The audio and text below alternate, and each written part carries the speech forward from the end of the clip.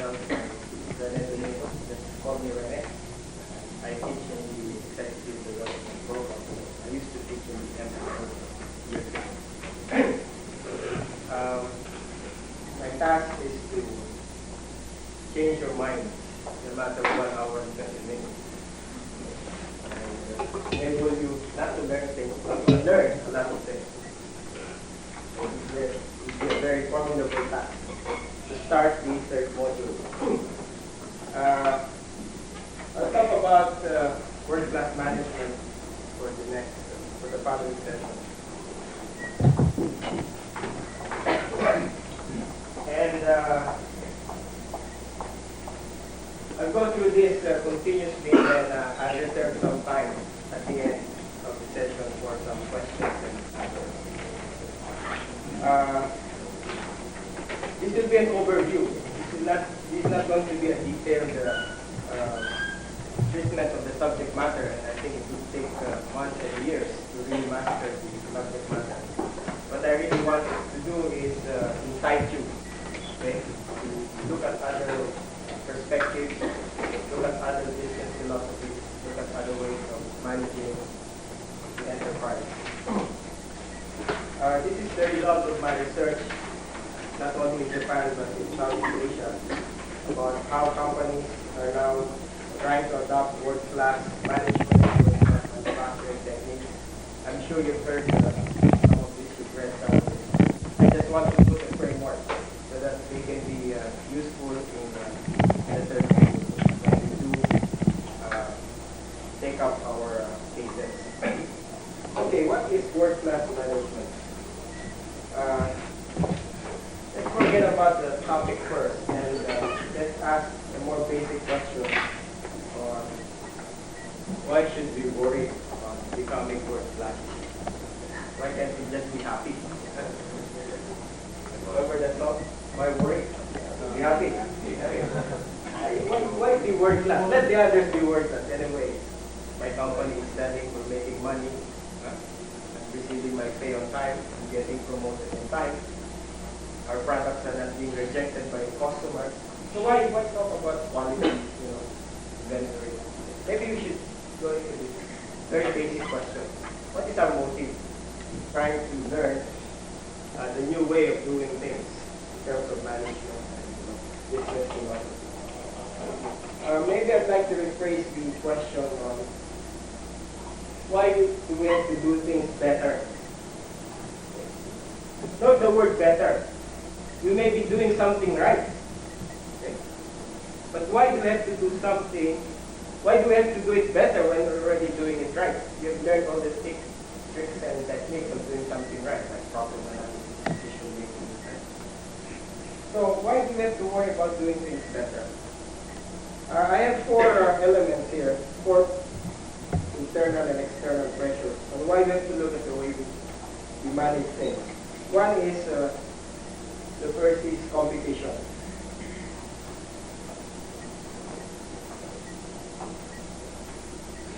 Competition is getting fierce, getting formidable.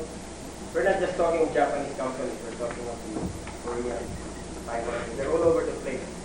And there's no excuse for not trying to worry about them because they're here. You cannot say, well, I'm a monopolist or I'm just in the domestic market. Sooner or later, you'll be competing with them. In this global economy, there's no such thing as a local business. You are competing, whether there are foreign competitors in your country or not. When you compete with imported products, you're competing with the foreign. When you're competing with smuggled goods, you're competing with the foreign. There's no excuse not to be as good or better as your competitor. You cannot say, well, that's the first world, we're the third world. Forget about the first world, the developed countries. There's no such thing. In the global economy, you don't split business into first, second, and third world. You compete in the same game. You all play in the same game, under the same rule. And we all go bankrupt because of the same rule. And we all make money because of the same rule. So competition is global. There's no such thing as a local competition. Monopolies. Maybe some of you are working with monopolies. There's no such thing. There's no such thing as a loyal customer. or a loyal patron. Sooner or later, that monopoly will break out. In the Philippines, you've seen Philippine Airlines, PLDT, San Miguel Beer. It used to be monopoly. That's not what's happening. They're no longer monopoly. You have to compete. You have to be world class. The other reason for world class, why we have to do world class management, customers are becoming more sophisticated. They want this, they want that, they want to change the model, they want to change quantity. We have to adapt to their needs. And if we're really serious about the saying that customer is always right, then we have to practice what we teach. We have to adapt. We cannot tell our customer, I'm sorry, we cannot deliver that in 1 week. You have to deliver that in 1 week. Otherwise, the competitor will do it. Or, I want this model, that model. You cannot tell the customer, why do you keep on changing your mind? You're wreaking havoc on our production system. Later on, we will discuss how manufacturing has adapted to this new customer behavior. The other C is cost, right? Maybe what you have done before is right and economical, but if you don't improve it, cost will catch up. What you thought was the optimum decision is already an inferior decision, because cost will render that unprofitable. And cost is just like competitor and customer. It's a moving target. It doesn't stay in the same place. And it only moves in one direction, up. Cost of labor, cost of money, cost of material. There's no such thing as this is the most economical decision. That is only true for that day.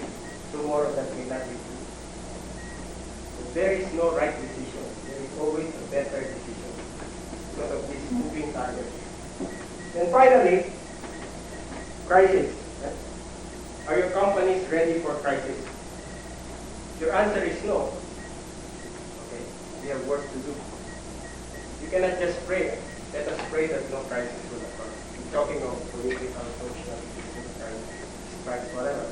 Any major event that can affect drastically our business operations. All world-class companies are not afraid of crisis. You've seen Japanese companies. They've got to several crises, and they're still around. The yen is appreciated 3 times. For a country that is exporting half of their GNP, you'd think that country would go bankrupt. Right?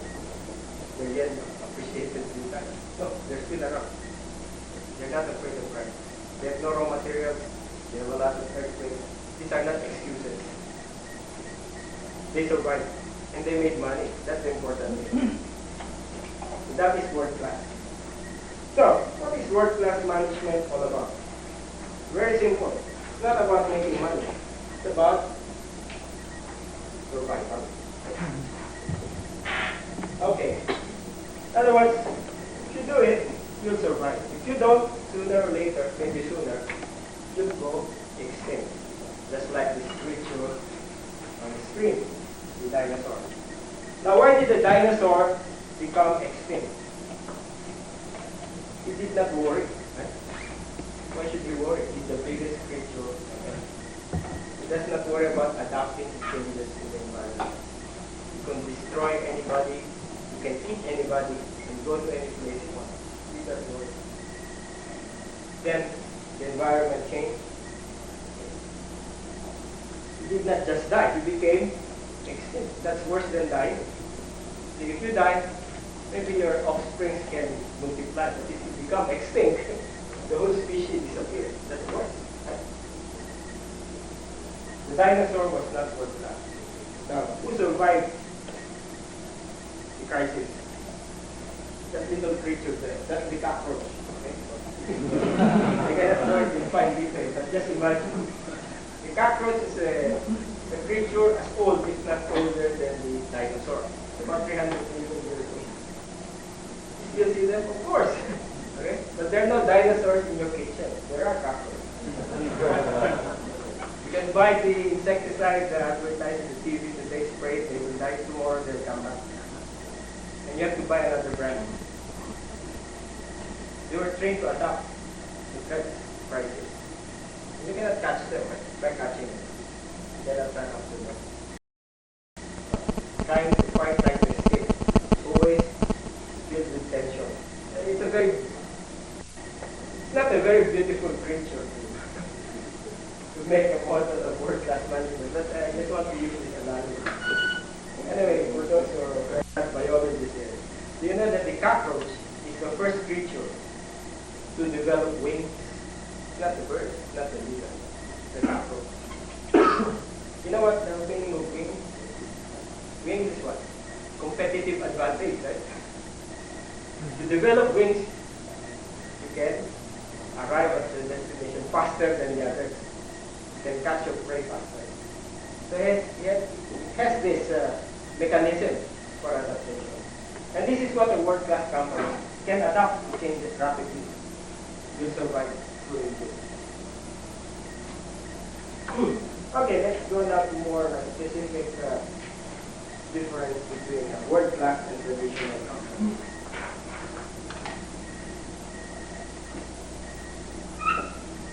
You're familiar with this for the past two modules, this typical organization. More or less something like this, right? Pyramid, a hierarchy. What's wrong with the picture?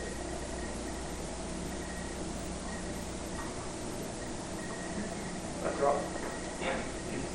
At this point in time, I don't expect you to see something wrong with it. Everything's fine. If you look how all of us would look at organization. Who is at the top of the organization? Yeah, the highest paid guy, right? The CEO. A world-class company sees itself differently. What's the difference?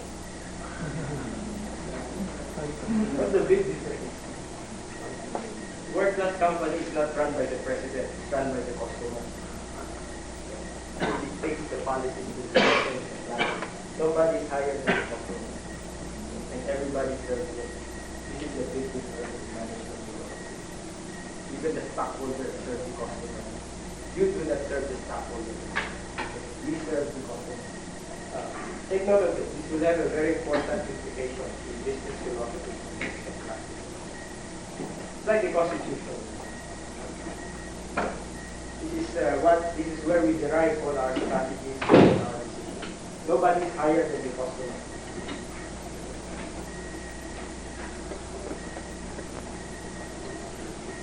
You can see, in terms of integration, you always worry about integration.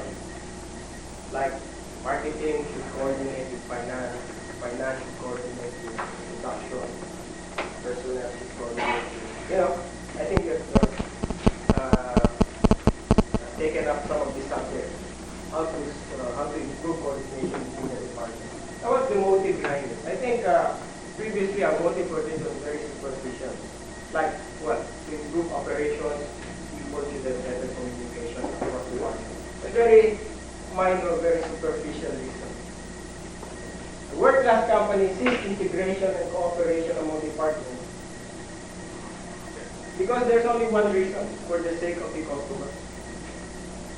Why? Because of the customer's point of view, there is no such thing as a marketing department, there is no such thing as a production department, there's no such thing as a finance department. That's transparent. Your product and services are bad, what does it say? The company is bad, I will buy somewhere else. It does not play with the production department, it does not play with marketing. To help with them, to help with you. I don't care if you point fingers at each other. I just want to buy again for you. There goes your business. The world-class companies act as a unit, as an organism. Does not act as a collection, as a sum of different departments. And this is derived from the philosophy that the customer is always right. That you look at business from the eyes of the customer, not from management eyes. This is the big difference. How does the customer see us? That is the way we should organize ourselves. We want to be competitive. And the primary expectation of customers is nothing else but quality. Right? This is the primary theme, not the battle cry of world-class companies. Quality. Excellence in quality. Now, what is quality? We used to say that quality is just satisfying the customer. I think you've gone through this exercise. What is quality? Once you satisfy the customer, that's enough. Our business is done. We can go home. Right? World-class companies, this is obsolete. It's not competitive. Satisfying the customer is not enough. The word now is to delight the customer. Very exciting. One of the better words. Mercedes-Benz calls it surprising the customer. Not with bad quality, but with excellent quality. Not surprising. Not shocking. Surprise. Right? Surprise. Now, if you're a mediocre company which just aims to satisfy the customer, you'll be way down at the bottom of the list. Nobody will mind you. Why? Because the customer has a lot of unspecified needs. It doesn't tell you everything. You have to anticipate. You have to be proactive. Imagine the Walkman. You know, the Walkman is the hottest seller among the electronic products, next to the VCR. If Morita or Sony aimed to satisfy the customer, do you think Sony would have invented the Walkman? No, because the Walkman did not exist. The customers had no idea what the Walkman is. Stereo with headphone was speakers. But he anticipated the need to the customer. He came out with the Walkman. That's a world-class product turned out by a world-class company. Now, if you're just an ordinary electronic company, just come up with a typical radio, stereo, phonograph, but no CDs, no Walkman, no VCR, no camcorder. This is a result of delighting the pricing the customer, not satisfying. Not satisfying.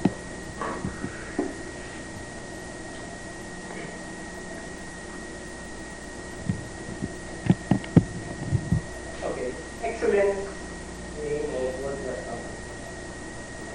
When it comes to quality, and aims for doing it right the first time. It's easier said than done, but there are many things that we do not do right the first time, right? We do it right the second time. That's not world class. Because if you do it right the second time, what's the implication? You have done damage the first time. You have lost some customers. You have lost money. The aim is to do it right the first time. This is the theme of total quality management. Doing it right the first time. Try to imagine that there is no second time. I'm not saying we should not have mistakes. We can have mistakes, but we have to learn from them fast so they're not repeated. It's an attitude, it's a mindset that always assume there is no second time. Then you will do your best. There are many decisions in life in which we have no second chance, right? So we try to do our best. So some of us fail, but I think majority of us try to do it. What are these personal decisions in which there is no second time? Marriage, right? You try. It's an attitude, right? Buying a house. Of course, buying a house, you can buy a second house. But once you buy the first house, it's very difficult to return it, right? It's not like a chair that you can return if you don't like the chair. Finding a job, you have to do it right the first time. It's very hard to change jobs. Finding a school for your children, don't take that as a joke, right? You study the problem very well. You make sure nothing will go wrong, and you aim for perfection. This is the business philosophy of Morita. With all departments, whether we are purchasing, production, marketing, any decision that you do, assume there is no second time. Now, if you do make a mistake, fine, you make your best effort, but try to learn from it.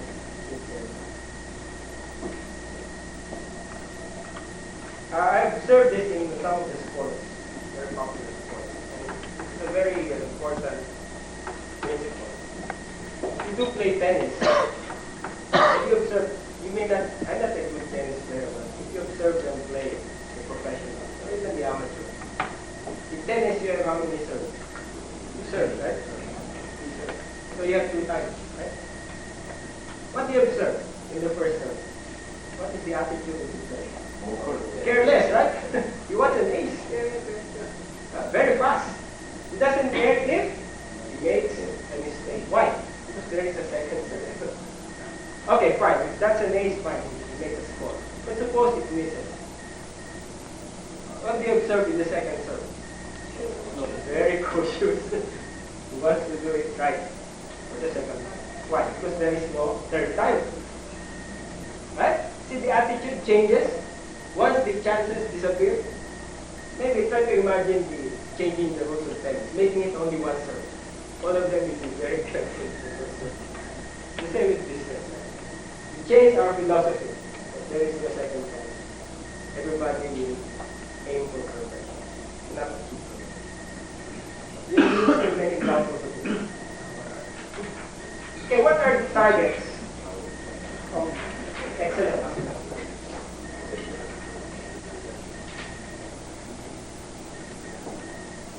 There are many, but these are some of the few targets that you will encounter when you go out in the real world and try to look at world-class companies. Some of this may be thought-provoking, some of them may be controversial. Nevertheless, they are the philosophies of world-class companies. And this is how they beat the mediocre ones. Number one, zero defects. Right? It's not a target of 99% quality. 100%. That's my target. There's no excuse. That's perfection. They believe it. And they think so. Maybe they don't hit 100%, but they do hit 99.9%. While the others just hit 90, they're happy with 90. Because they fade away. These are the companies that go extinct. Because if a customer can see a company doing 99.9 and the others does it 90, where will you buy? You buy from the 99.9.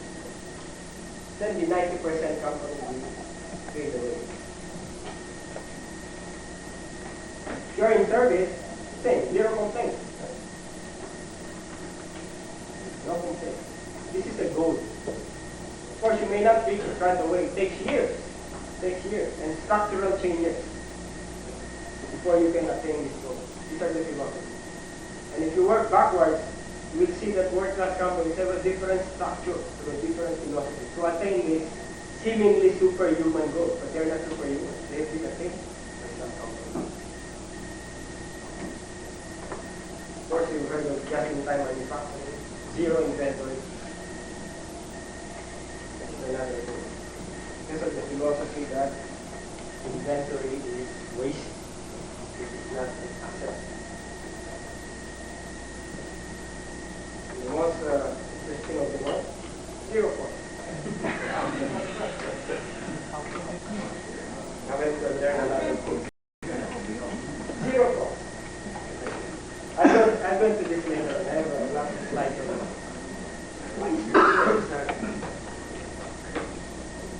Why can't we have all our sales as profits?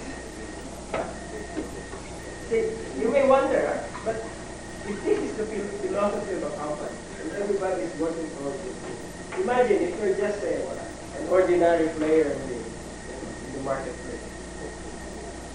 You go extinct very fast, just like the dinosaurs.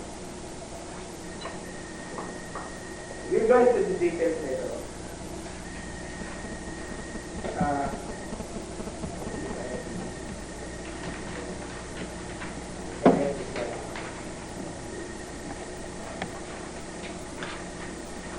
Okay, maybe to give you a summary of the business philosophy.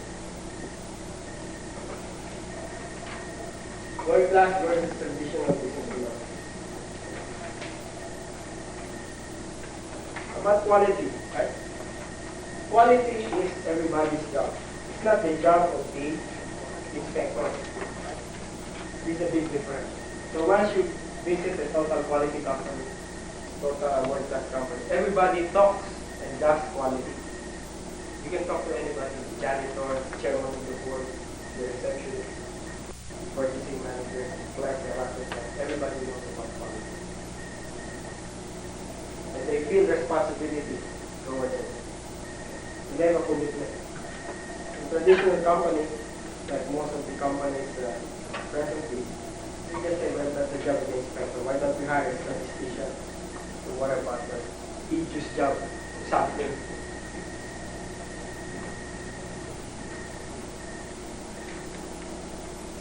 Cost is potential profit for a world-class company. Cost that can be reduced becomes savings, and savings is profit. A typical company would say, well, cost is part of price. Just have the cost and add the margin, that's the price. That's the old way of looking at it. As if it is assumed, it's a given. World-class company, there's no given. Everything can be erased. Everything can be improved. In terms of inventory philosophy, as I mentioned earlier, the world-class company's inventory is waste. The lower the inventory, the better, the more profits. Without sacrificing quality, of course. Quality is always something. Okay. We have learned the first two modules that inventory is an asset, right? That's what the balance sheet tells us. Still used by the world-class company, they have to file financial statements. But they don't use this for management purposes. They look at inventory as given. They don't believe it as an asset. So their objective is to minimize it. And this is the reason behind the just-in-time manufacturing system, why it was developed, because of this philosophy. System of minimizing inventory in all places. Finished goods, work in process, raw material, everywhere, supply. And improvement is continuous. We have to improve operations continuously. In the traditional company, improvement is by necessity, only when needed. There's a problem, that's the time you solve it. That's the time you improve. World-class company, whether they have a problem or not, you keep on improving, regardless. Whether you're making money or not making money, you have to keep on improving. Whether you're number one or number two, you have to keep on improving. Traditional companies, if they become profitable, they hit the target, no need for improvement, right? Especially if they hit number one. They stop, they celebrate the whole year. What happens in the second year? They go down to number 10 when they work again. World-class companies never stop.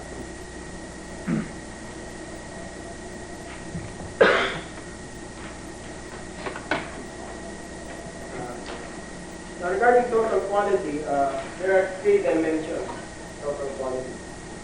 And this is because of the philosophy that quality is everybody's job. A world-class company aims to deliver and produce quality products through quality process, through quality people. Not that this may be relatively new phrase to you. We have heard of quality products, but not really quality process and quality people. World-class companies use it. They believe that only quality people can produce quality products. So people have to have quality attitude, quality knowledge. So quality is not determined by the machine or by the engineer. It's determined by everybody. The world-class companies are very much integrated, vertically, okay, top to rack and file, horizontally and integrally, dealers, suppliers, and contractors. They all have the same philosophy, and they work towards the same goal of satisfying the customer, delighting the customer with the best quality. And this becomes very blurred when they operate. The distinction disappears in the context of serving the customer. They even go out to their suppliers to train them to improve their quality. Whereas a traditional company would have a very formal relationship with suppliers. They will not, a very contractual relationship. World-class companies have a very familial, paternalistic relationship with their suppliers. Okay, so much for that. Let's see some of the benchmarks that should tell us in numbers the performance of traditional versus world-class companies. I have here a summary of on a survey that tried to evaluate world-class company performance versus the traditional company. And there are about 5 attributes that I'd like to share with you. The competitive benchmark. What do you mean by competitive benchmark? This is a tool used by world-class companies to always compare themselves with the best in the industry. Always compare yourself with the best in the industry so that you will emulate them, if not exceed them. Let's look at one attribute. This is the quality level. If a typical company, say the index of quality is 100%, a world-class company would have a quality level of 200 to 1,000%. This is the difference. It's not a 10% difference that we always see in a lot of our cases. Order of magnitude. They are 10 times, 20 times better. This is not a 20% difference. Let's try to be 40%. No, workers cover 20 times better, 10 times better. So to the customer, this means a lot. Decision making is very easy. I will buy from this, I will not buy from you. There is no difficulty in decision making. In purchasing.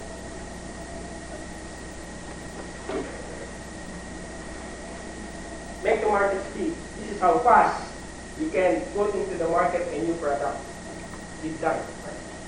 If the index of a typical company is 100%, a world-class company is 200 to 300%. 2 times, 3 times. Maybe more. This is average. Some of them will go 10 times faster, 1,000 times faster. In other words, if you can put out a product in 1 year, I can do that in 6 months. Or I can do that in 3 months. Now who do you think will get the market share? The faster company. The faster company.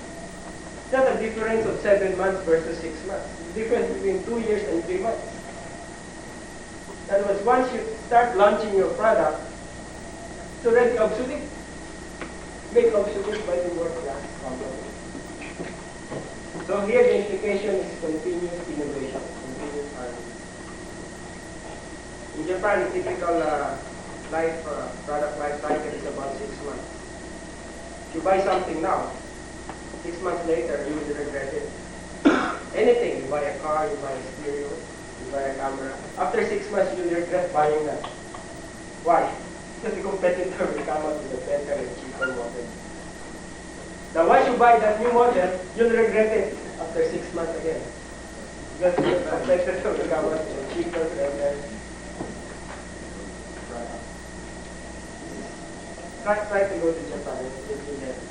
When I was there, I had this old paradigm. The product life cycle is about 2 years. You know, in Manila, models do not change very fast. Right? You buy a radio, it stays there for 5 years. So when I arrived in Osaka, I bought my first stereo. And after 6 months, I was so angry with the dealer. What did you tell me about it? I just came out. Tried to buy the new model. So when I left Japan, I had 12 stereos. Nothing else to do with it. So that's the implication. You keep on buying them. Anyway, this is an interesting one. Production cost. Look at this. If your philosophy is cost should be zero or cost is potential profit. Look at the world-class company. Production cost is 50-70%. That's a good typical company. It is not 90% versus 100%. 50% versus 100%. Try to imagine the implication. If your production cost is 1/2 of what can you do? Just play with price, right? You can play with price and destroy it easily with one finger.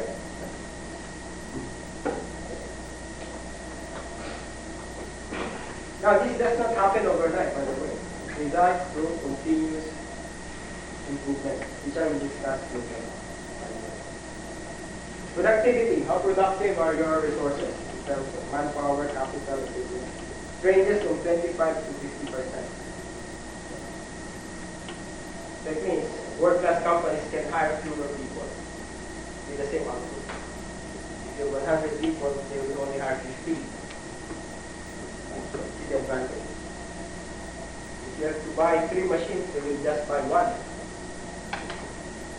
If they need $1 million, you will need $10 million, something like that. They need more money because of inefficiency. Lean. Have you heard of lean production system? Very lean. Lean and lean. And profitable. Overall, we would say that the world-class company is about 30 to 50% better than typical.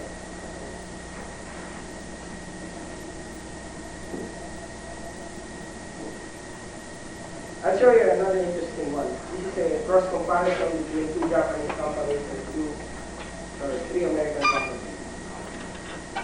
Inventory turnover. You're familiar with inventory turnover, right? Before the start of World Class, the trend in World Class management, inventory turnover of Toyota is Japan. Eastern Japan. These are all the American companies. 55 to 59, 11 times. More or less the same, right? 7 times per year. But as we go along, 79. When Toyota adopted the JIT system, inventory turnover is now 26 versus the American of 8 and 9.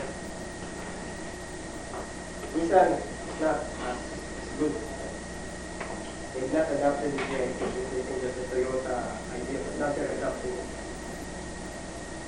What happens in 83? This is about 8 years ago. Toyota is 36. Imagine that. They have no warehouse. The biggest company in Japan has no warehouse.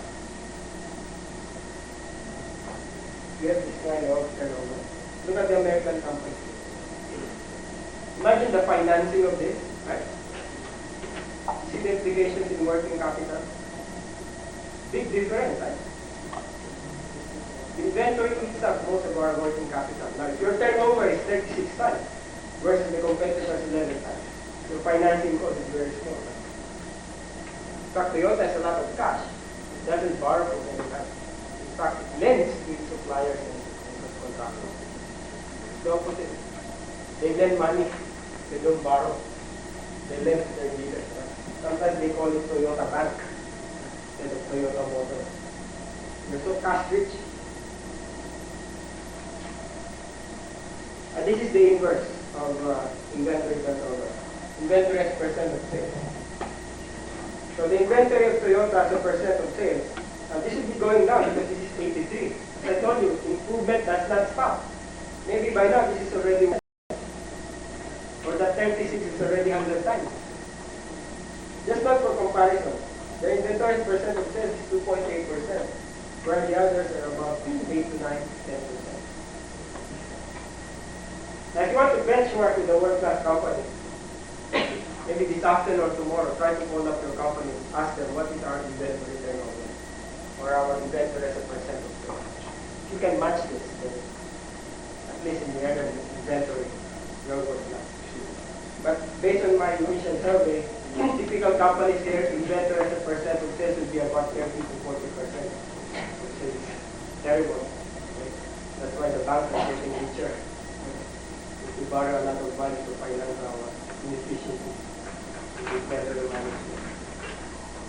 And it's the 40%. This is typical. And these are not big companies. Imagine a big company like Toyota with about $30 billion in sales, having only 2.8%.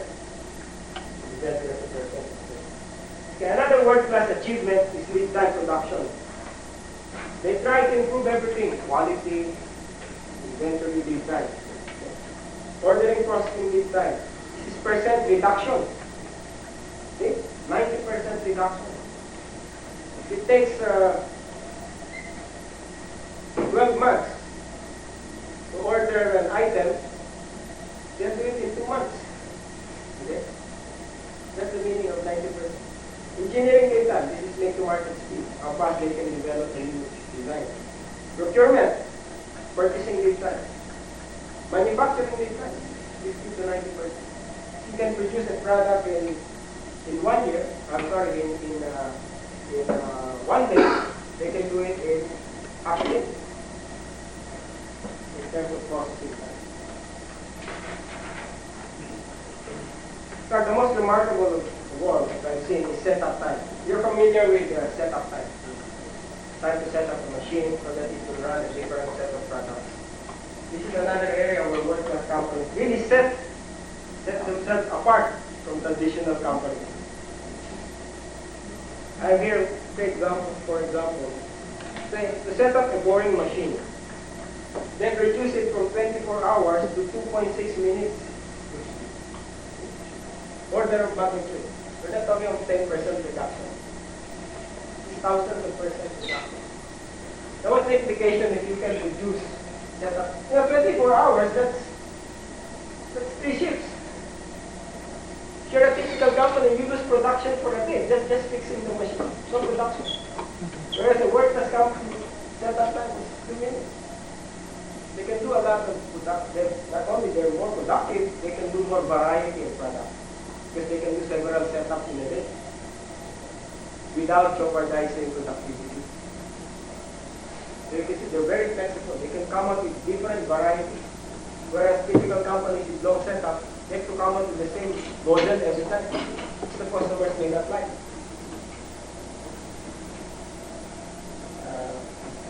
Toyota Motors done it, Bolt Maker is a big machine. 8 hours to 58 seconds. It's a result of improvement. Now you don't do this in a day. It's a result of careful study, cooperation, employee involvement, Kaizen, everything. I'm just showing you the outcome. I'm not just telling you how they did it. But this is just to excite you that the ball game has changed. Different world, especially if you're going to confront this kind of competitor. I have a Swiss and US company. They've also done Kaizen for setup time reduction. 2.5 hours, 6.6. In this company, 2 hours, 2 minutes. One good example of setup time is how fast does it take you to change a flat tire? Can anybody give me an approximate time? Flat tire? I'm 45 minutes. That's woman's record. That's about the record. 10 minutes?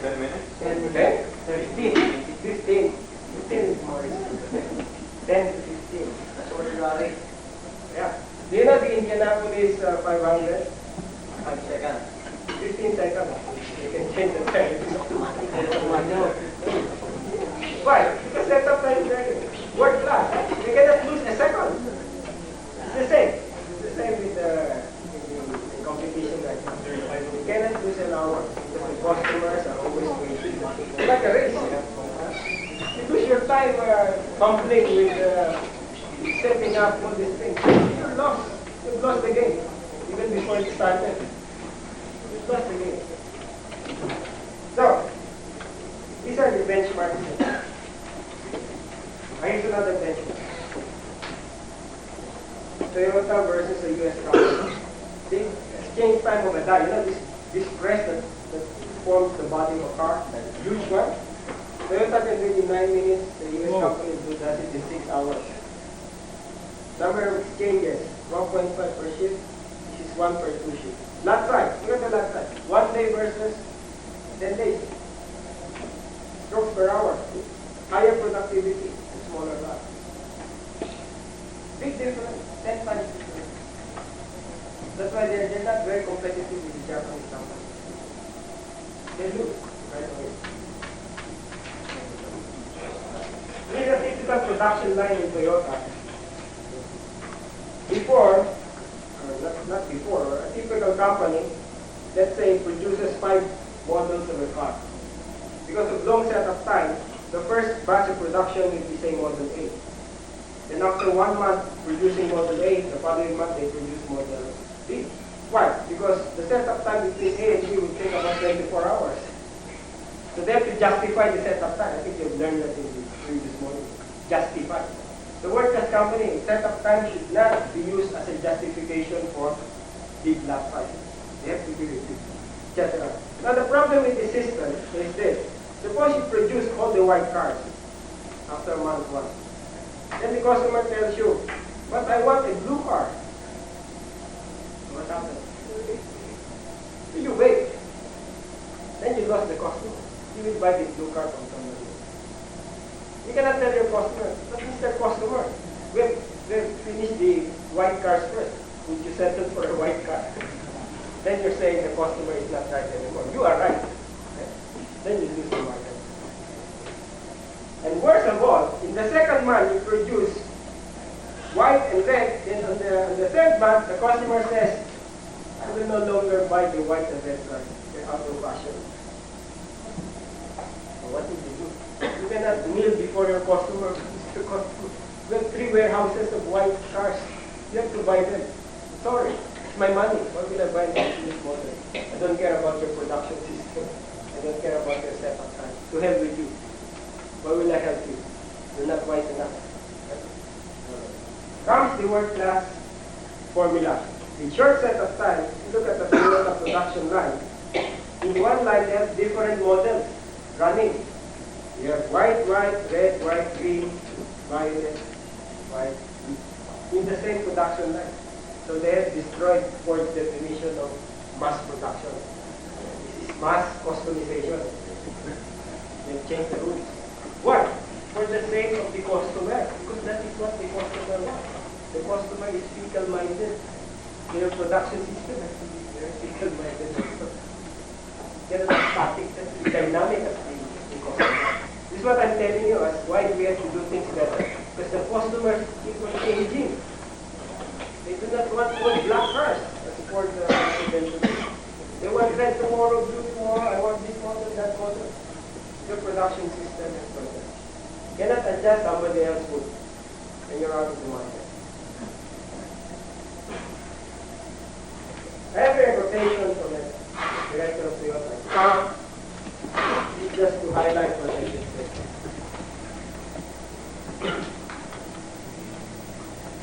Over the past 2 years, 89, 90, the number of steps. The number of models Toyota now makes 65,000 models. 65,000 models. Not 10 models, not 12 models. 65,000 varieties. And look, we now make an average of only 3 vehicles monthly for each set. For each of the varieties, only 3. The batch is 3. Imagine. For each model, only 3 pieces. And they're making money.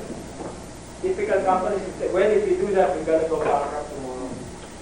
Sorry. Then go bankrupt. Because your system is not adapted to suiting the customer. Why do they do this? This is not to be fashionable. This is not for the sake of beating others. No. Because this is what the customer wants. Right? The customer wants only 3 of this. They want 65 models, 65,000 models to choose from. But you cannot offer 65,000 models to choose from. Sorry. You lose.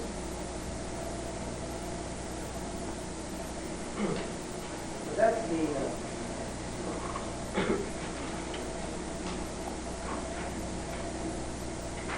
Okay, so what will be our aim? World-class company aims for customer satisfaction in terms of quality, delivery, and value. Okay, these are some of the techniques. I cannot go down into details of this. These are different skills. It requires study, okay? But you will hear this very often once you examine world-class company. In terms of quality, they apply the T2C, total quality control. They apply the SPC, statistical cost control, and quality cost reduction. They have all programs to do this. They have organizations to do this. Delivery, they have the cycle time reduction, they have the inventory management, or popularly called JIT. In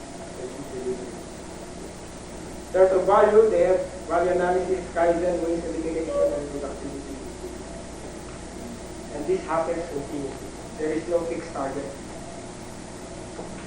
Yes, that's why they're pulling farther and farther away from the typical company. Somebody once said, in business, there is no finish line. But there's a lead back. Maybe no finish line. There are people that, world-class companies that lead the pack. So for the remaining minutes, I'd like to discuss with you probably the most powerful tool of world-class companies. This is Kaizen. This is a Japanese word. It used to mean just improvement. Kaizen means change, then means good. Change for the good. It really means improvement. But the world-class company, Kaizen takes on a different meaning.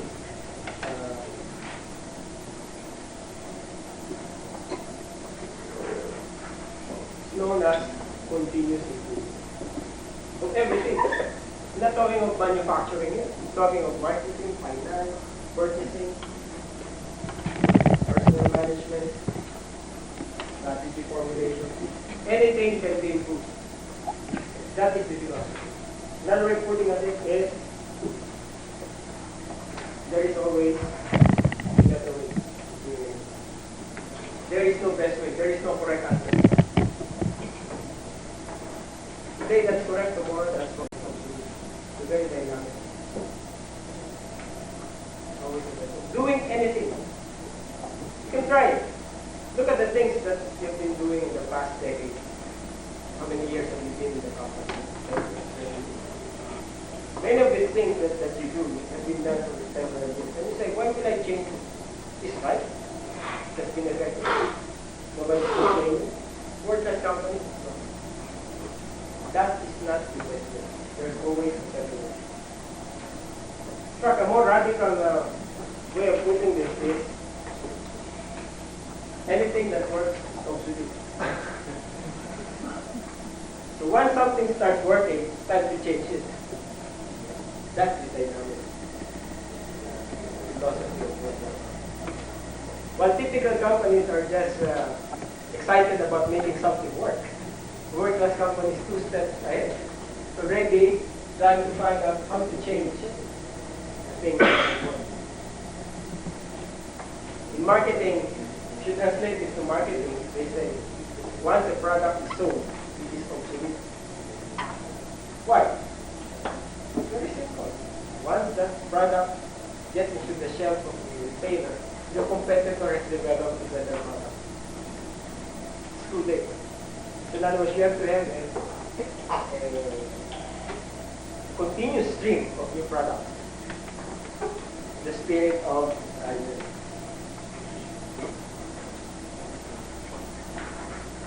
Basically, this is the Kaizen process. You start with problem solving, correcting the mistakes. You know, this first step, I think we discussed earlier, this is doing it right the first time. Right? But you do not stop in doing it right. Because once you stop there, you what? Deteriorate. Once you do it, once you succeed in doing it right, then you start doing it. Then you don't stop. So if your goal is 90, make it 91, 93, 94, 99. It's 99.9, don't stop. Make it 99.98. You know that the target of Motorola, one of the big few total quality companies in America, is they call it the Six Sigma.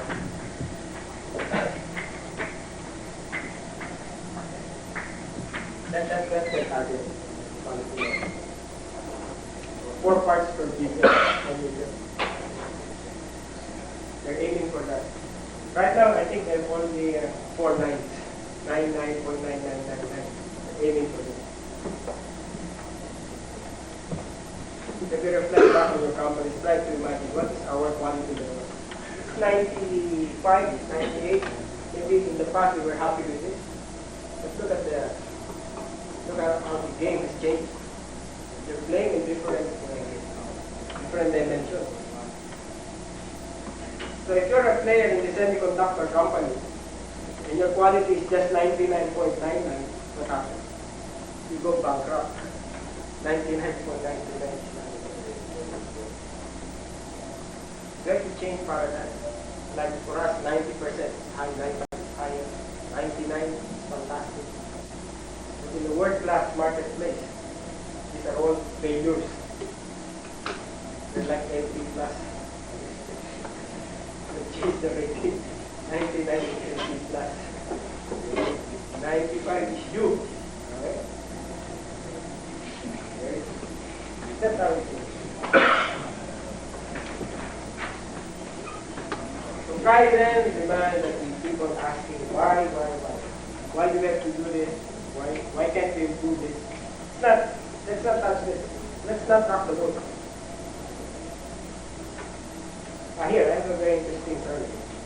So that you can read this. This is how a typical American manager spends his time. 60% firefighting, 40% routine. Maybe you can also gauge yourself. How much you do firefighting? Firefighting is running around. Crisis management. Routine is what? Signing checks. Attending parties. Routine. All this non-value added. Look at the Japanese company. Very different. Firefighting 20, routine 20, Kaizen 60. You think that Kaizen is the job of the engineer? No, this is a manager. Most of this time is spent in innovation, adding value to products, to processes, to systems. Not designing of checks, problem solving. Why does he do Kaizen? Because problems will not arise. Now, if you're just trained in problem solving and you don't look at the system and improve it, problems will never disappear. You will just be experts in what? Problem solving. And they will not disappear. And you think that's a mark of success? No. Because world-class companies, that's over. Problem solving. It's almost over. It's Kaizen. Problems are minimized, are prevented.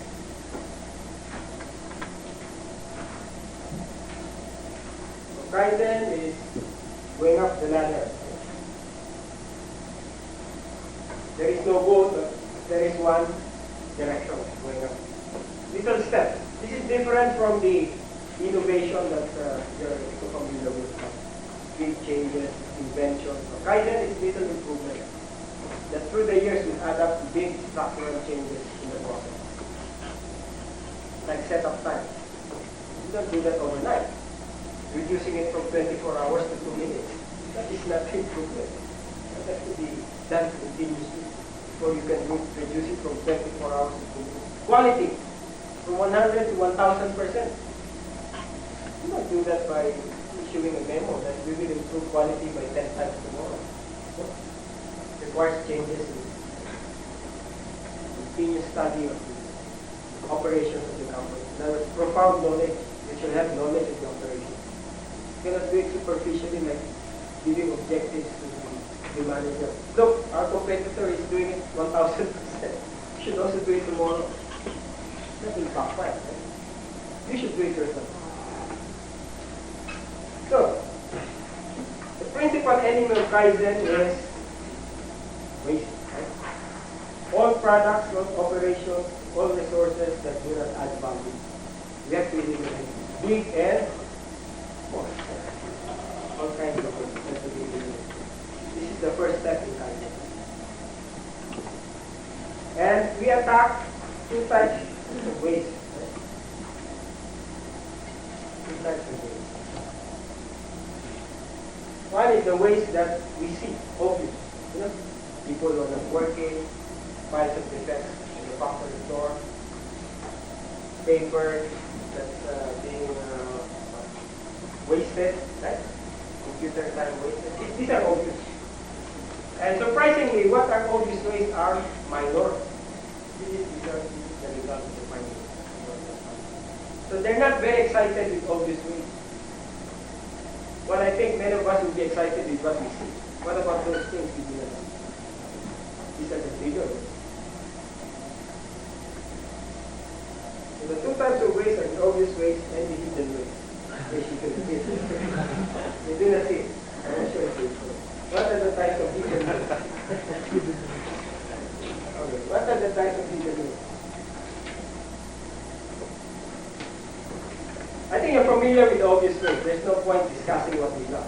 People who are milking, loitering, materials being destroyed, oil leaking to the machine. Very obvious. With a lot of simple common sense, we can eliminate it. Yeah. But let's look at the more dangerous one, things you do not see. Waste from overproduction. inventory wastage. When you look at a warehouse, you don't really see waste, right? Normally, right? It's good product. They're not why raise hell about it. But a lot of waste is being incurred by keeping inventory, whatever form, finished goods, raw material, cash, paper goods. We should see waste in this so-called assets. They're not assets. They're like cash taximeters. The more we keep them, the meter runs faster. The company is being drained with keeping this unsold, unused. So we have to look at things differently. Unnecessary process. We always think that processes that have existed for the past years are necessary. That's not true. Maybe half of them, if you examine closely, do not add value to the product or service, but they eliminate them, stop them. So do not just look for inefficient operation. Inefficient operation is not obvious. What about operations that have been used for the past decade? If you examine them, a lot of them are unnecessary. Unnecessary transport, movement of people, movement of products, unnecessary waiting for raw materials, waiting for machines to stop, and of course, waste from production or process.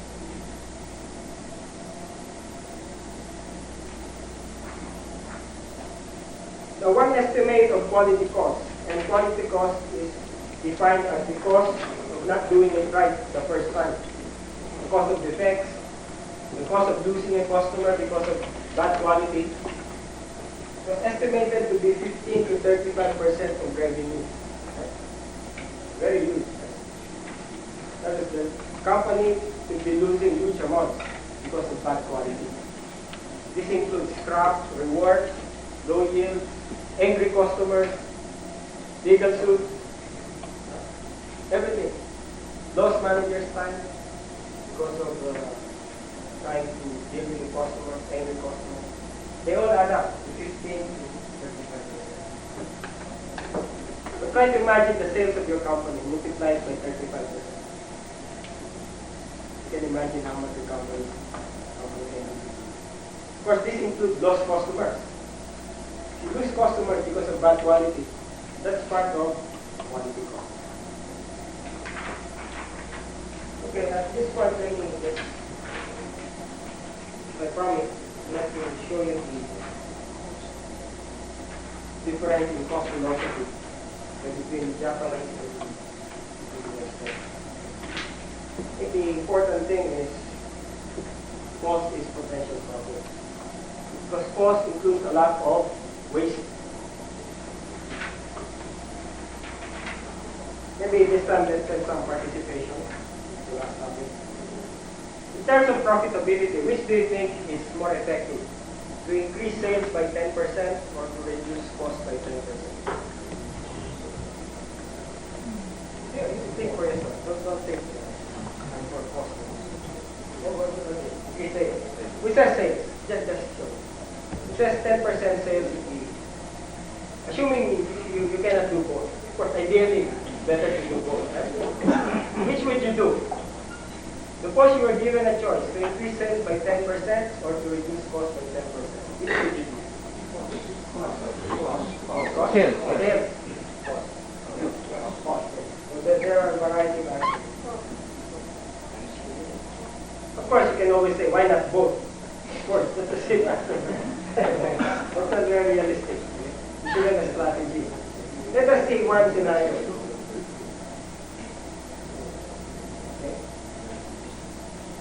Look at this. If the current sales is 100 and cost is 70, let's say cost is variable, right? Totally variable. In fact, profit here can be margin, not net profit, margin. If you increase sales by 10%, that 100 will be 90, right? Cost will be 63, right? Because it's variable. You reduce volume, I increase volume margin. I'm sorry. That's the other expense.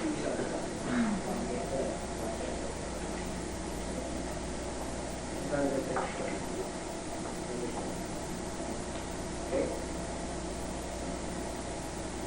So from a profit of 30, if you increase sales by 10%, this would be 110, cost will be 27, right? Because volume will increase. Your profit will be 33. Your profit will increase by 10%, right? From 30 to 33. Suppose you reduce cost. Sales will still be 100. Cost will be 63. Profit will be 37. So your profit will increase by 53%. So for the same percentage, in terms of increasing profitability, cost reduction is more powerful. I'm not saying we should not sell anymore, right? Cost will only become relevant if there is sales. So you have to keep on selling. But I'm saying a lot of managers have forgotten about cost reduction. It's a powerful competitive weapon. We always think pushing sales will always yield profit. No. There's a point in which pushing sales will reduce profit. So, let's examine this gold mine in our pattern. Now, I'm trying to simplify this, right?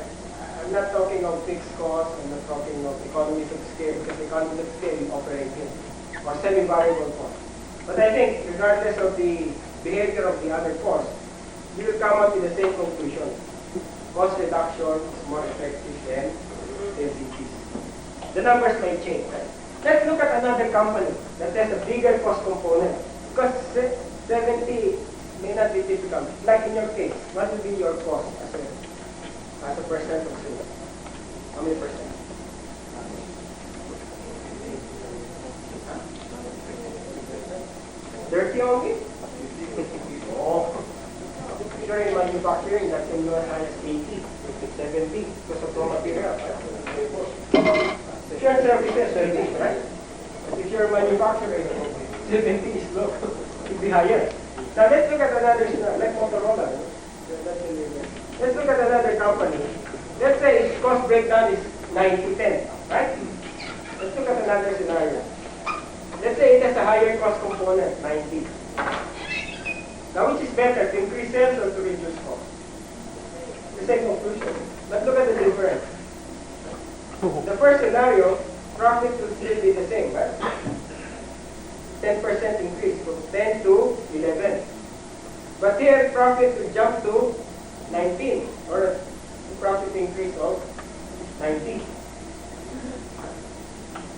So if you're going to ensure, let's increase profitability by 10%, tell it, no, we'll increase it by 90%. Just allow me to reduce cost by 10%. This is not magic, it's reality. It's so hard to sell, right? It's so hard to sell. So why just reduce cost? With so many competitors around, we've forgotten the gold mine in our backyard. We can only do this through content. Constant cost reduction. It's so hard to increase sales by 10%, or even 5%. But reducing cost by even 1%, maybe we can increase profit by 30%. And we've forgotten about it. And this is what world-class companies have discovered. The others are too late in doing it. But we can always catch up. Now, what is the other side of the sword? Two-edged sword. Which is worse? Sales decrease or a cost increase?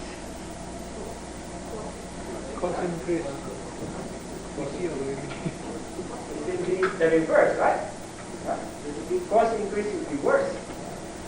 The same philosophy. Since we have forgotten about cost reduction, we have missed the opportunities and we have encountered the problem, letting it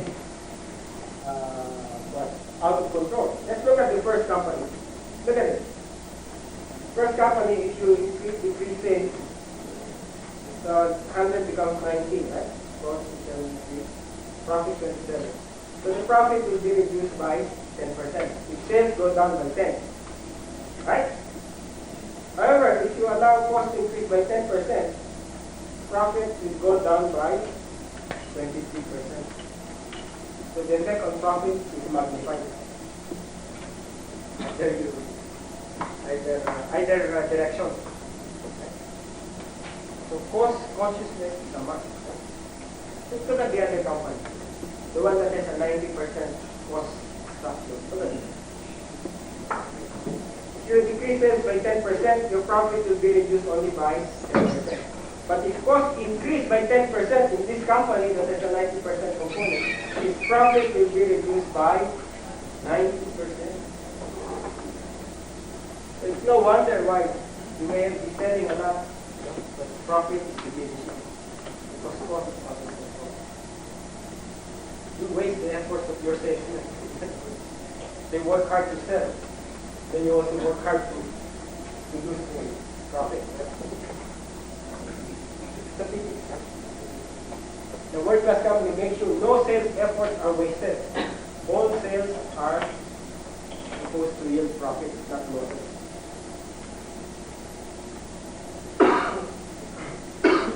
How much time do you have? Anyway, so let me conclude. Anyway, I'll be meeting you again sometime. Are there any questions about the topic? Like to ask? Yes. I look at the idea of zero cost. I think that sometimes some organizations put down like article to that level. Okay, but what can you clarify to me? It's not just zero cost, it's zero defects and zero inventory. You can have the same argument, right? But sometimes at some point in time you have to stop, right? There is no. I think what we're trying to say is that this is a goal, philosophy. That the closer you are to this target, the better. In other words, there is no optimum. There is no optimum. Whoever is closer to that goal is the winner.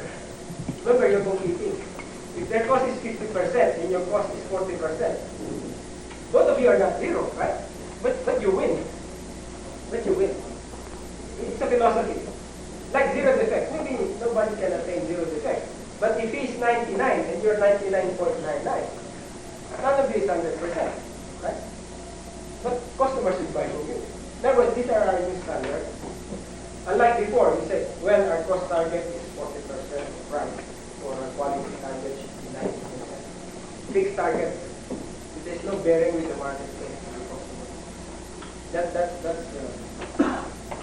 not very competitive. You stagnate those kinds of target setting. Yeah, like this. Do you have any comparison data for the personnel cost between Japanese and personnel? I don't have it now, but I think in the first slide I show you in terms of productivity. If they are 50% more productive, then when they given the same output, they would have less people. Now I'm not talking of salaries. That's different. Maybe their salaries is 3 times that of the Malaysian or Filipino, 10 times. We're talking productivity per person. Right? That's the more important measurement of productivity, not the cost. Wages are relative to the country. Right? But if you adopt world-class system, if you do it in Malaysia or Philippines, you will be as productive as a Japanese company, regardless of labor cost. Wages. Maybe labor cost will be a little bit higher in Japan, right? But in terms of productivity, that's probably 20 times more productive. So they can hire less people and be more profitable even though their salaries are high. You're wondering how come they still manufacture products in Japan when you know that wages are very high there. Why? What's the reason? High productivity. You would come to think, why don't they just transfer this operations to low wage areas like Southeast Asia? They're not doing that. Because they're making money in Japan because of high productivity. So I think to answer that, what is relevant to world-class companies is not wages, it's labor cost. Because it is labor cost that affects profit, it's not wages. And labor cost is determined by wages and productivity. That's the other dimension. Let us not confuse wages with labor cost. Wages is relevant. What is relevant is labor cost. Yes, yes. Yeah. After knowing what world-class management is and the benefits of it, what are the practical ways of really introducing and implementing this in a company? That is our mission in the research office. We look at various cases. I don't want to generalize. I want you to look at the cases. So for example, you want to introduce such a program. one way the TQC program local quality, that was get everybody oriented to the same thing. Then the other, the JIT approach, that was adapt to different countries. So there are these different packages. Yes, and there are different phase, but there's always one common step. You always start with top management. That is a must. Whatever program, you have to change the mind and attitude in top management. Because this is the first hurdle. The line of biggest resistance. Not you, it's your boss. The biggest resistance. So if you were to do it, and if you had to prioritize the things, or should you do the things simultaneously, for example, the quality, the product, quality, the No, you don't do it fragmented. Just to start with a clear corporate philosophy. You may have to change corporate mission. You may have to change corporate policy and stuff. Start there. And then in one set, the quality group. Quality starts with the board group. That's the start. And then No exception. then there's other organization you have to do it simultaneously. Then it goes down. Then it goes simultaneously. You have different divisions, different products. But the first step is top management. It doesn't start with the inspector or even with you. Even with you. You're the second step. The first step is the chief executive. Yes. In planning for survival beside chemical crops. Are you implying that in planning for survival it will involve some dirty tricks? No. The cockroach did not adopt their tricks. How can you adopt their tricks for the past 300 million years? This is a result of continuous adaptation, continuous improvement. It's not borrowing a wing from an insect and using it. No, that's a trick. But he developed the wing. That's adaptation. This is what we mean by Kaizen. These are not tricks. It's continuous change, structural change. It's not cosmetic change. It's not even a change in management. No. It's a change in philosophy, system, orientation of everybody. Changing a manager left and right, changing a machine. Those are tricks. Those are the tricks that we learned so far. Replacing a machine, hiring a better manager, hiring more people, firing people. Those are the tricks. That will not do. There has to be a structural thing. Yes. I think cost reduction is not as easy as we imagine because, for example, two companies, for example, we have the different technology. The first using the solar energy and the other with fuel energy, for example. It can be avoided to reduce the cost because of different. You see, we are not talking of difficulty here. Difficulty is not relevant. What is relevant is the correct goal. Whether that's difficult or not, that's the problem of management. Now, if you're doing solar and the other one is doing fossil fuel, oil, fine. You're not catering to the same market. But if you're selling to the same customer, the one with the lower cost will win. You cannot give your customer an excuse. I'm sorry, we have to price this higher because we use oil from Saudi Arabia and they use solar energy. The customer couldn't care less what fuel they use. As long as the price is lower, quality is better. That's what I mean, right? It's not a matter of difficulty. Then adapt. Benchmark with the competitor. Ask yourself, why? Why are we using fuel, fossil fuel? Why can't we use solar energy just like the competitor? Then that's your job. Take my two points. First, that your referral with the news about the council, it's more of a paranoid effect on the company that once it keeps on going, because he's afraid that the other competitor might catch up with him or beat him to the game. It's more of a paranoid effect on the company. The other thing is that you're concerned about cost. I think it's sometimes it's not always I think wise to be so cost conscious because in terms of sales and production, it might clip the wings of from bright ideas from marketing. Okay, go on. Sure, then we'll be shut down because we're thinking about cost. Okay, let me give you the hierarchy. The first thing is quality. I think this is the first thing. This is fixed. You do not sacrifice this for anything. Even cost, productivity, delivery, even these are secondary. This is primary. Once this thing changes, you lose the customer, you lose the business. Right? So this is what I mean by cost reduction in the context of preserving, enhancing quality. Right? Not sacrificing. Because if cost reduction affects marketing, then that's not cost reduction. So what I mean here is that your referral to the production line process.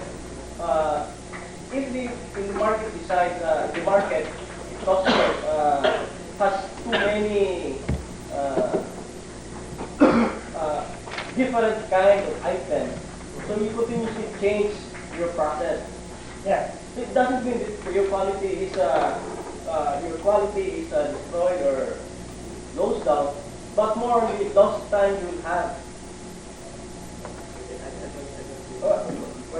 Mean the downtime, the changes in the production from shifting from one item to another, from one product to another. Because the previous module, we have this problem during a consultancy. Production were complaining that marketing was asking for so many guys, forgetting about the downtime, the lost time, the transferring from one product to another. That's precisely the point. The marketing group. This is another concept in world class management.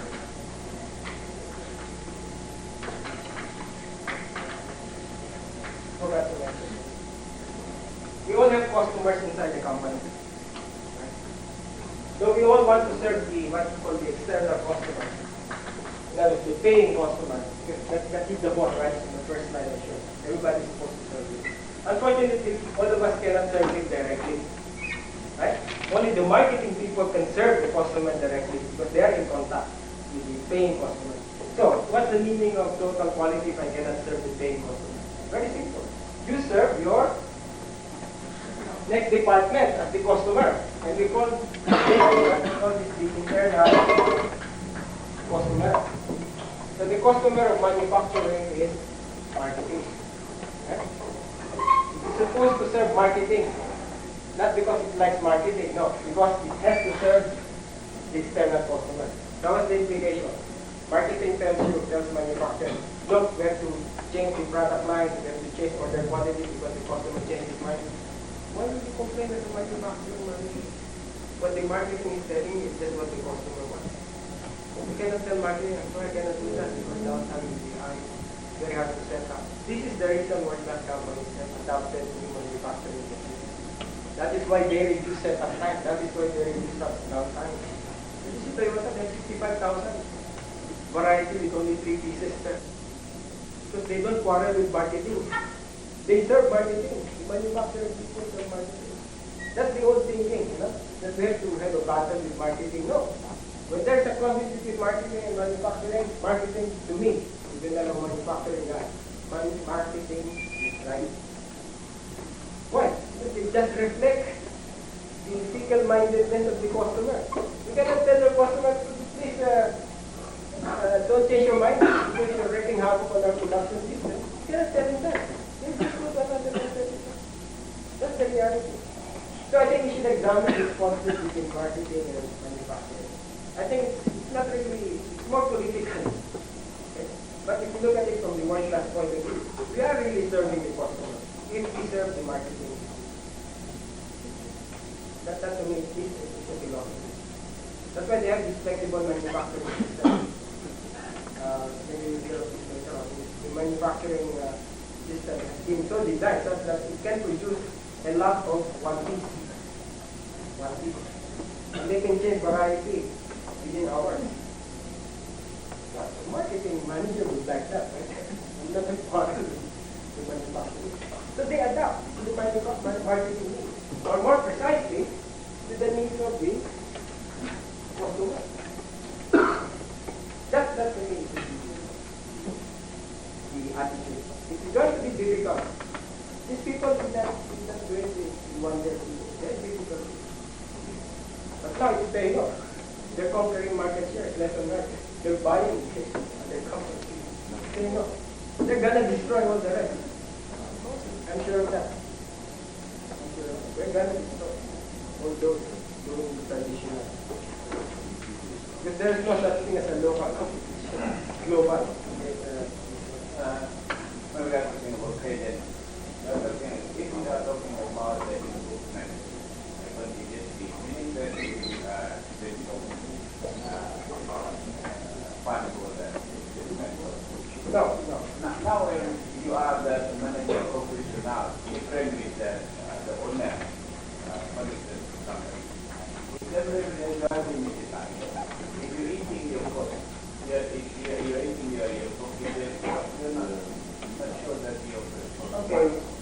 Kaizen is free.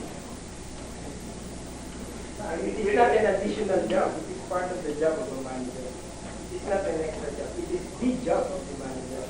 Because it is the only value-adding job of the manager. All the rest, the routine, the firefighting, the additional value.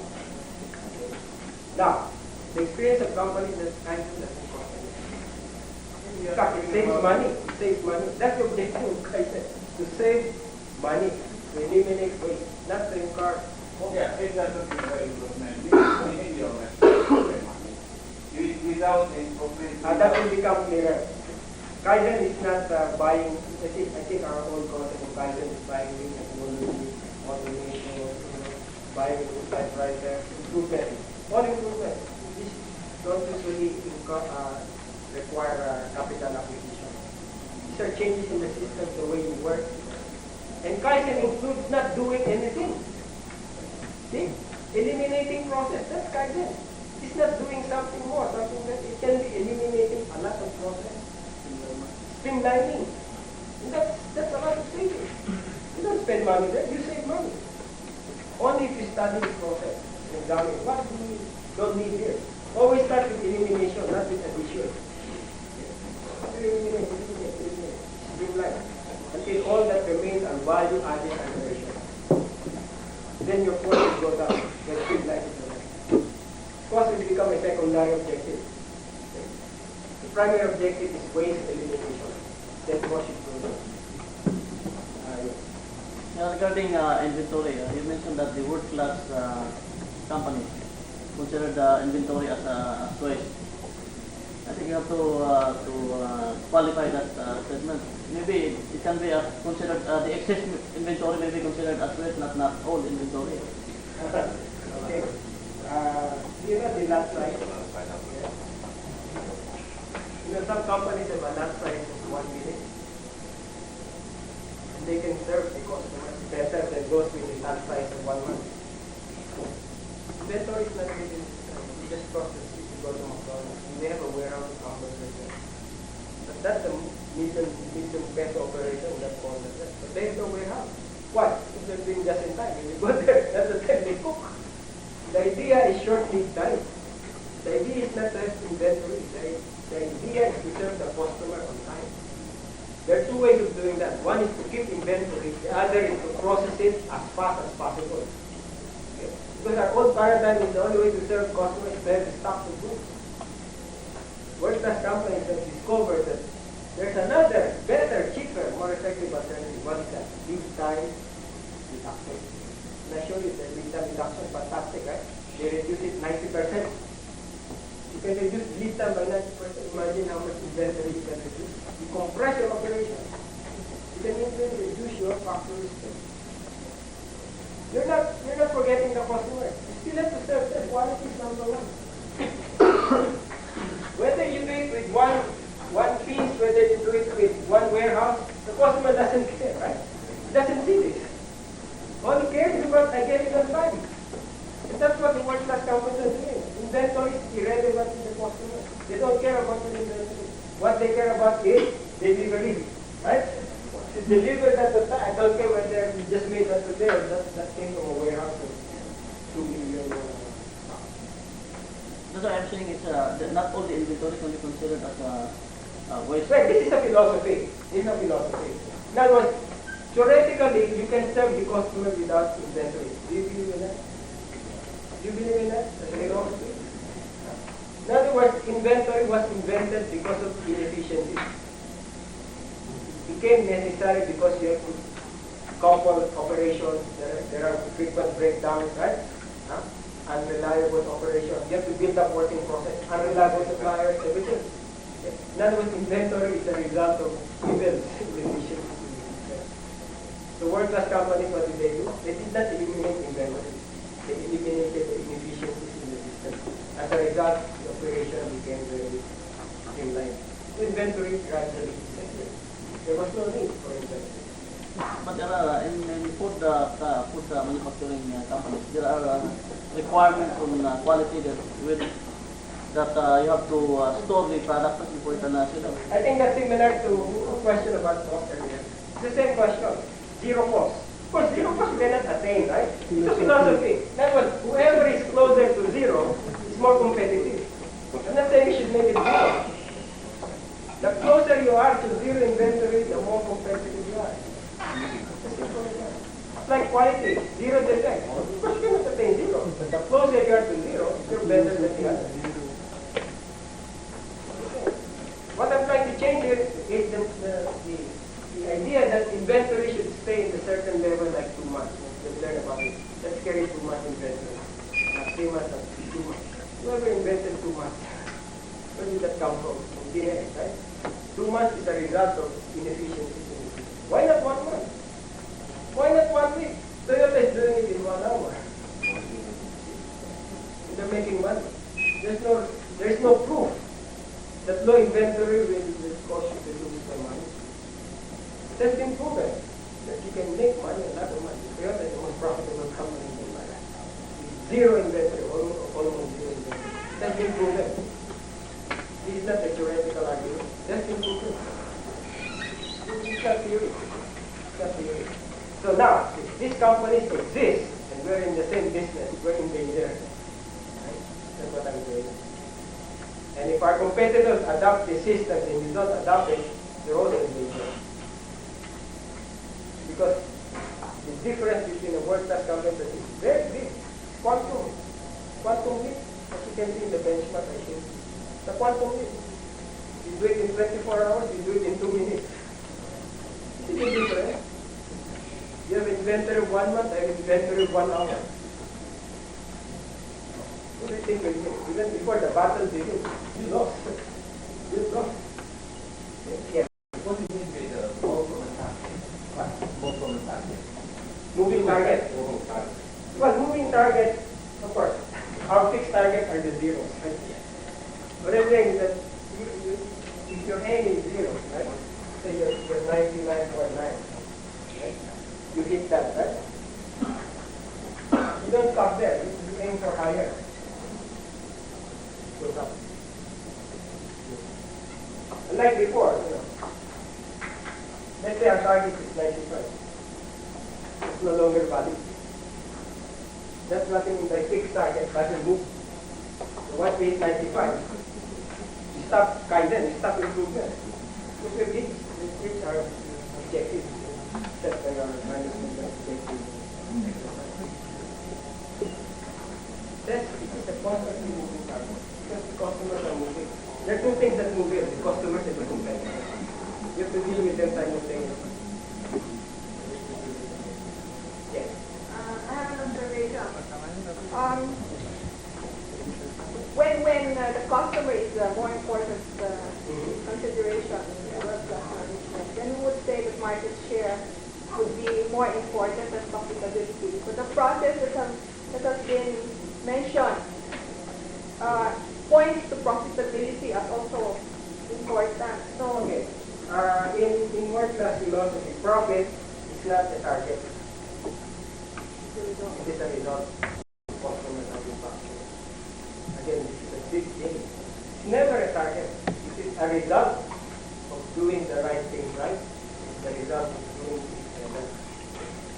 That was profit quality. Profit quality. If you have the right quality, delivery on time, a very competitive price, profit will follow. But it never happens backward. But once you set a profit goal, this will happen naturally. It never happens backward. This is our old thinking. Which is the cause, which is the effect. You said, this is our target, this should happen. No, that never happened. This is where the tricks will come in, right? Because you have a very high profit goal and you don't have the system to do it. You do a lot of shortcuts, cutting corners, tricks. You'll not work that. You'll disappear, you go extinct. The world-class approach is this, right? You do all of this, forget about profit. Profit will follow. And you can see that their profitability is, again, order of magnitude. We're not talking of 20% ROI. We're talking about 500, 800% ROI. Just change the dimension.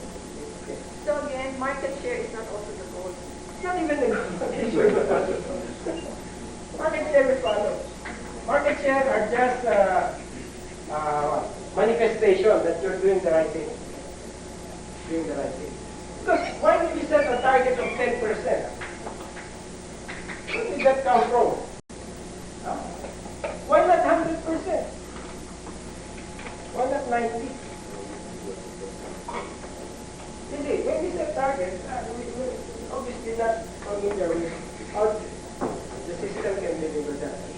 Now, if we pick up our quality system, our delivery system, and our cost system, then the potentials are limitless. Nothing can stop it. It's a little bit reverse, right? Setting from starting to working backwards. Our target are really quality. This is our first target. We cannot eat that, let's not talk about profit. Because there will be no business. Let's hit for just in time. Let's not do it. And let's hit for competitive pricing. Now, you can only do competitive pricing if you are what? Cost effective. You're not cost effective. And I have the last question. I think we're running over time. Yes, volunteer. Kaizen improving continuously in this kind of strategic management. We also talked about continuous improvement because based on the market changes, you improve your strategy. No, it goes beyond strategy. To me, it's more a culture. Strategy changes with management. Right? Kaizen does not. Top management may change, but Kaizen will be. It gives incorporate culture. It's not a policy or a program. It's not even by some wise CEO. It has to be built in. It has to be internalized. But of course, it has to be initiated by a CEO. So it has to be in spite of top management. It cannot be because of top management we're having Kaizen. Why? World-class management and strategic management. Very different. Very different. Very different. Strategic management is not short term. Work-class management is like whatever direction you go. Because strategy assumes that you have the resources. Problem with that, you don't have the capability. Well, of course, world-class companies do strategy formulation. They do a lot of strategy, they do strategy. But they strengthen first the organization. You cannot say, well, let's go to the strategy when the organization is ready. Doesn't the capability. It's wishful thinking. You never hit your market share target. You never hit your profit target. Yeah, but strategy management is not when something goes wrong, then you can strategy. It's supposed also to be a continuous process. Strategy is more of policy decision. It's more top management. Kaizen is overall. You involve the rank and file. That's another issue. Rank and file is deliver management. I hope we will have more time to discuss this. It's a big topic. Just to give you an idea, it continues total. And it makes companies very, very effective. One last comment.